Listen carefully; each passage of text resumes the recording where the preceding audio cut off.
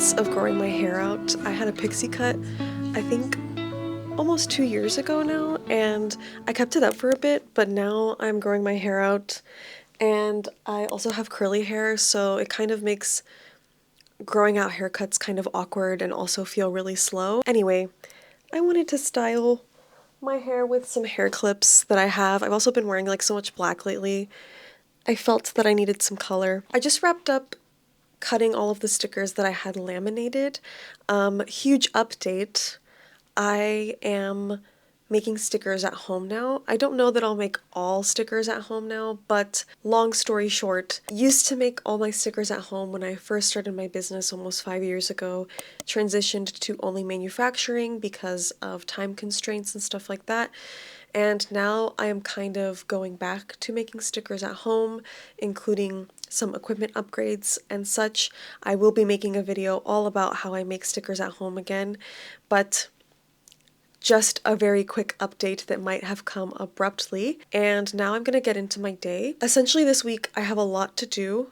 I have a market at the end of, I actually have 2 markets at the end of the week. I have lots of prep to do. I just had my midterms last week, so I really didn't have much time to get ahead on a lot of creative work. So this week, that's what's going to be happening. Very quick to-do list. I need to wash my car because we're doing a road trip and my car's not been washed in a long time. It's very stinky. I need to wash my car. I need to figure out what I'm going to put in my mini gashapon machine. It's going to be my first time using it, and I haven't figured out what I want to put in there. Number 3, I need to come up with a couple more sticker sheet designs. I would really love to do that. Number 4, I need to figure out a few Riso prints that I want to get printed. I already have some figured out, but I need to get that going because I'm going to be doing some risograph printing when I'm out there in Dallas. Anyway, that's what I gotta do this week, along with like more boring, mundane tasks that come with businessy stuff, but I'm telling you guys the fun stuff. Yeah, let's get into the day and see like what just comes to me. I'm trying to keep pressure low, the vibes chill, but also locked in, so I don't overwork myself.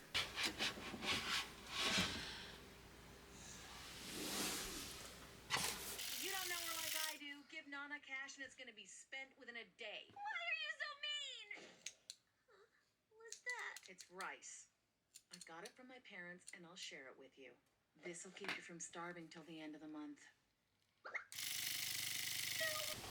I just wrapped up making the sunfish. My goal for these gashapons, this is the gashapon thing by the way, is I'm pretty sure I'm gonna make them into hair clips. I feel like that would be really cute. And then they're just gonna go in here, obviously assembled. And I'm gonna wrap them in my branded tissue paper so that way people can't see them. But I just finished up these 3 and I pretty much got it down to where I can finish one in like 20 to 30 minutes, which is very cool. But I still have these old needle felt projects that I made like probably 3 years ago at this point. And looking back at them now, I feel like they look really cute and I'm really proud of them. But I remember at this point in my career, I had a lot of imposter syndrome and I felt so insecure about the stuff that I used to make. So like I never did anything with them. I did make some flower felted earrings, but that was it. But other than that, I never sold anything. And you know, past me, you really went off. I really like them. And so now I have these 3. This is gonna be like the rare variation for the hairpins, and now that they're finished up, they ended up looking a lot like Sumikko Gurashi, which I don't necessarily mind. I feel like that can tend to happen whenever making a project that's like this small, but you can't get like super detailed with it. So they kind of ended up looking like this dinosaur guy, but I don't completely mind. Yeah, I think they're pretty cute.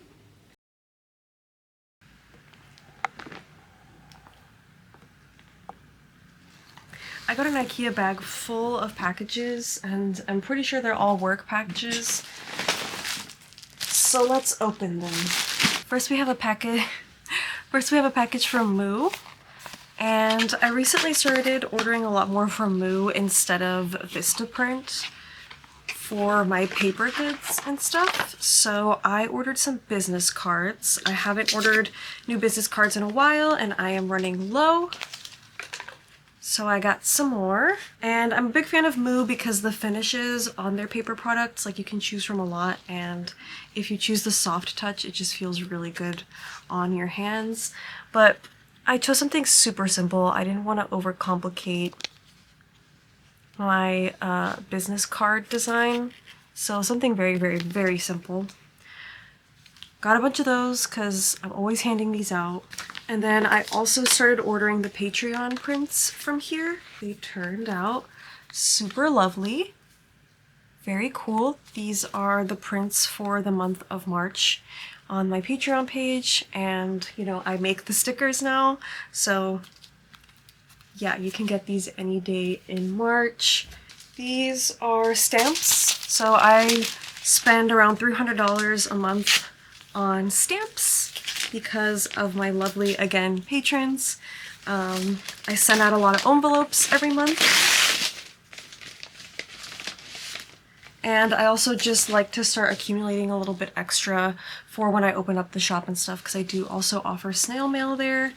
And I've been getting the Year of the Snake stamp design from USPS, so that's always a nice treat to open up. And then these I think go with something else that I got. So I made some t-shirts, as you may or may not know, and branding is something that is important, but if you're like me, you can tend to forget about it.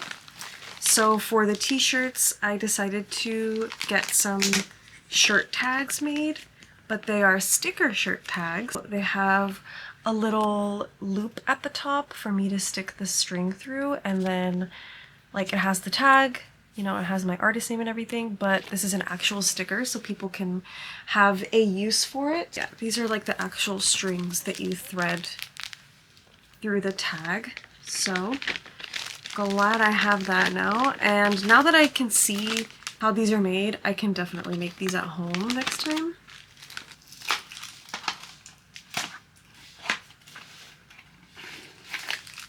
This off. But yeah, I'm very nervous about this. I'm also very excited.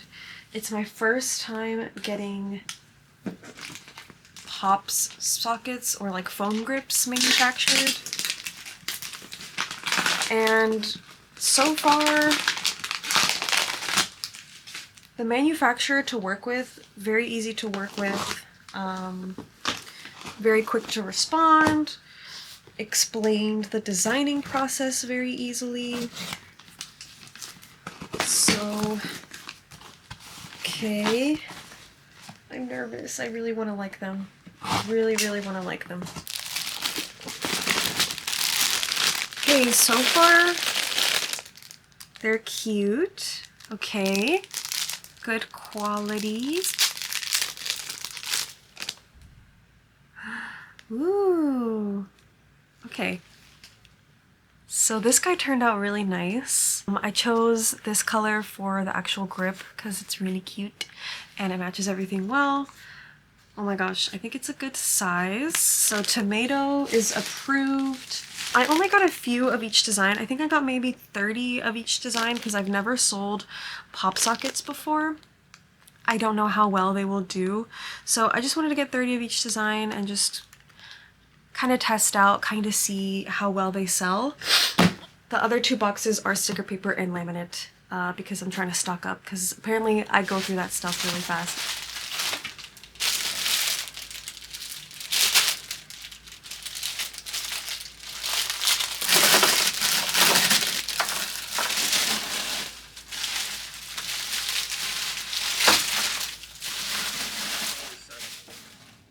Not Charlie Day. That other guy. The guy who sort of has the like leader of the pack energy in that group. I spent the majority of my morning doing the needle felting, and I finished up all of the starfish that I needed to make. I made 5 of them. Can't believe it, but I did it. And then I recorded my Patreon podcast episode of the month, posted that, and now I think I'm going to wrap up my day by making stickers, sticker sheets, just like something a little bit less scary than needle felting. Yesterday I stabbed myself so bad. It really, really hurt. So yeah, I'm just gonna digitally draw now and see what I come up with.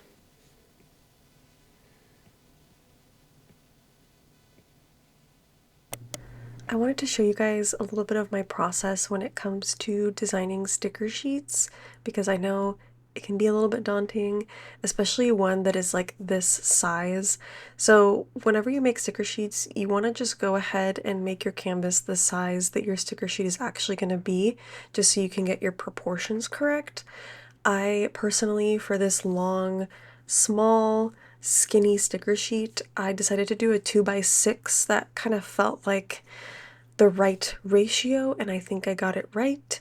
And I did a couple like trial and error sticker sheets before settling on this idea, but this was my inspiration kind of, and I decided that I wanted to do something super like, I don't know if sloppy is the right word, but just something very sketchy, very quick and simple, because I knew that I wanted it to have a lot of stickers, so I didn't want to go like super detailed on all of the stickers included in the sheet.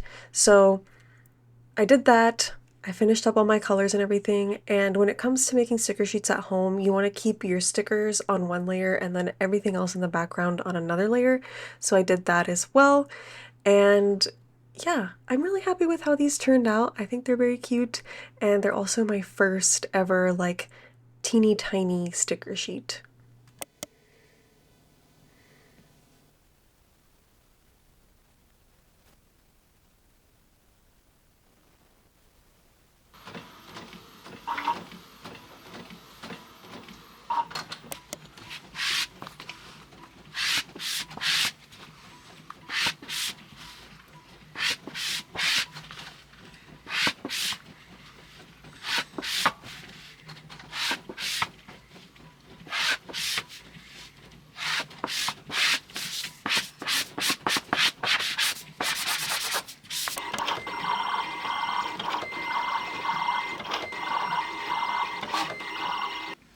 So my machine just finished the first set of the sticker sheets I designed, and they turned out really good. So I have never made sticker sheets this small or with like stickers all this tiny, because I was always really intimidated by asking manufacturers to make something like this, because they're like design requirements and bleed requirements and size requirements were always really specific, and if I can be honest, I just don't know how to fulfill that in Procreate. And it's so easy making these at home with my Caesar. Like, the Caesar program can make your bleed extremely tiny if you need it. You can even, like, if I wanted to, I could have literally told it to cut at where the little mask is. Like, I could have told it that I didn't even want a bleed, but I did want some. And it does it perfectly. I'm so happy. Yesterday. So we'll do those two. And I also have one cat and dog code that I've had for a little bit that I haven't done a giveaway of. So I'm going to do the cats and dogs one as well, because I have that too.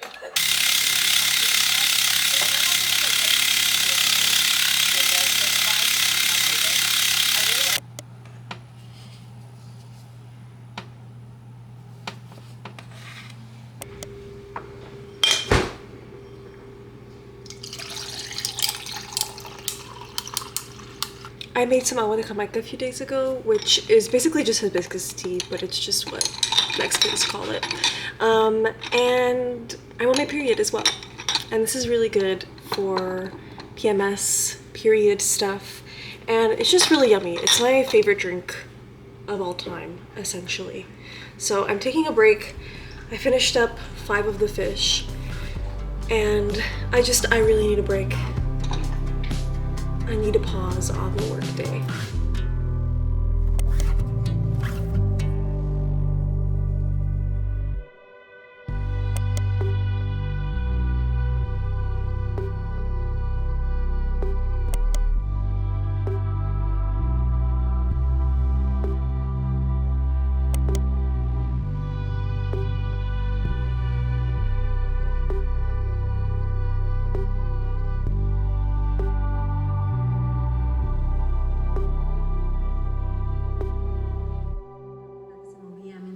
mesa, los tenedores, los cuchillos, las verduras de plástico. This was my last prep day before heading out to Dallas for the markets, and it was a chaotic one to say the least. I think a lot of tasks that I had been avoiding kind of piled up to this day and made for a very, very long work day and work night. I did make a lot of stickers that I'm really proud of. I wanted to try out more like simple cutesy designs to see how they do at markets and then subsequently shop updates and stuff, because I feel like people like these more basic designs a lot more, so I just wanted to test it out. And then I did some table setup practice. We packed up my stuff. I didn't really film a lot of it because it was kind of stressful. And yeah, that's the end of the vlog. Thank you so much for watching, especially to the end if you made it to the end, and I will see you guys in the next one. Before closing out today's video, I wanted to talk about our sponsor, which is of course Squarespace, a very long time supporter of this channel. And if you don't know what Squarespace is, it's an all-in-one platform where you can create your very own website, and it is the platform that I have always used to run my website, my online art business, and my portfolio. Running my online store with Squarespace has always been super easy. I love that Squarespace provides you with everything that you need to run an online store and get paid all in the same place. There is inventory tracking, there is customer data tracking, there's also shipping and fulfillment tools included in Squarespace as well. So if you're interested in Squarespace, you can go to squarespace.com for a free trial, and you can use my code for 10% off your first purchase.